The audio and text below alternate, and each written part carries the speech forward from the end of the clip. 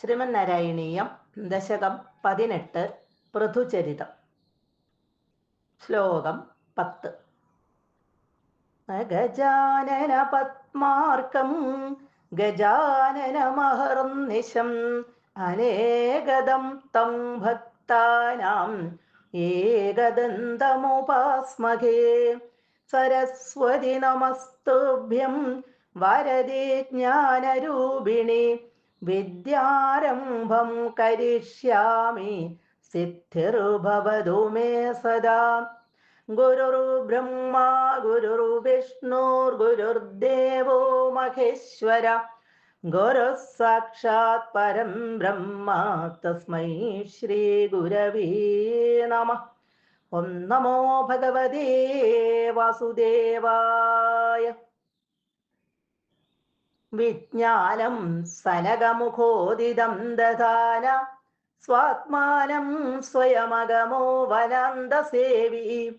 തത്താദൃക് പൃഥുവപുരീശ സത്വരം മേ രോഗൗഖം പ്രശമയ വാദഗേഹവാസിൻ. കഴിഞ്ഞ ശ്ലോകത്തിൽ നമ്മൾ കണ്ടു, പൃഥു ചക്രവർത്തി മഹാവിഷ്ണുവിൻ്റെ ഉറച്ച ഭക്തി നിനക്കുണ്ടാകട്ടെ എന്ന വരം കിട്ടിക്കഴിഞ്ഞപ്പോൾ ഗംഗയുടെ തീരത്ത് ചെന്നിരുന്നു. അവിടെ ഒരു സത്രം നടക്കുകയാണ്. ആ സത്രത്തിൽ വന്നിരിക്കുന്ന മുനിമാർക്കെല്ലാം ധർമ്മോപദേശം ചെയ്തു. അങ്ങനെ ഉപദേശമെല്ലാം കൊടുത്തുകൊണ്ടിരിക്കുന്ന ആ സമയത്ത് അവിടെ അദ്ദേഹത്തിൻ്റെ മുൻപിൽ സനകാദികളായ ദിവ്യമുനിമാര് വന്നു. സനകമുഖോദിതം, സനകമുഖ ഉദിതം. ഇവിടെ സനകാദികള് ഉപദേശിച്ച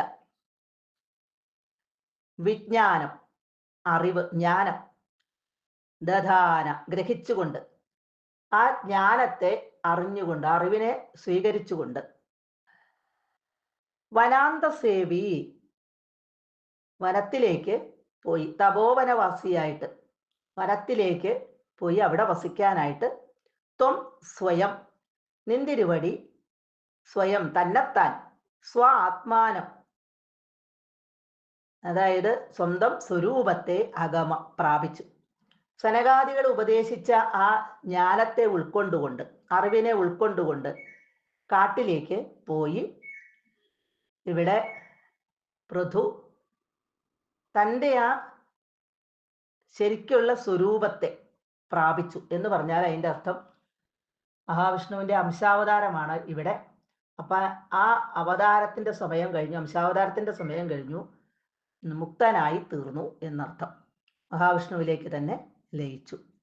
ഹേ വാദഗേഹവാസിൻ, അല്ലയോ ഗുരുവായൂരപ്പനായ ഈശ സർവേശ്വര, തത്താതൃക് അപ്രകാരമെല്ലാമുള്ള പൃഥുവപു, പൃഥുവിൻ്റെ ശരീരം സ്വീകരിച്ച, പൃഥുവായി അവതരിച്ച, ധർമാനുഷ്ഠാനത്തിന്, ധർമ്മത്തെ അനുഷ്ഠിക്കുന്നതിന് മാതൃക കാട്ടിയ ത്വം അവിടുന്ന്,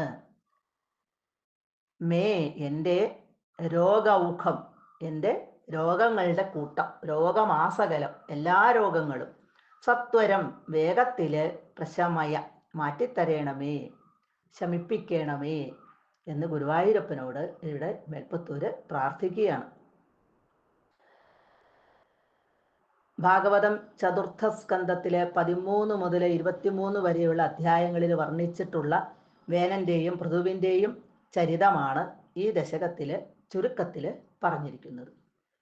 സർവത്ര ഗോവിന്ദ നാമസങ്കീർത്തനം, ഗോവിന്ദ ഗോവിന്ദ. ശ്രീ ഗുരുവായൂരപ്പ ശരണം.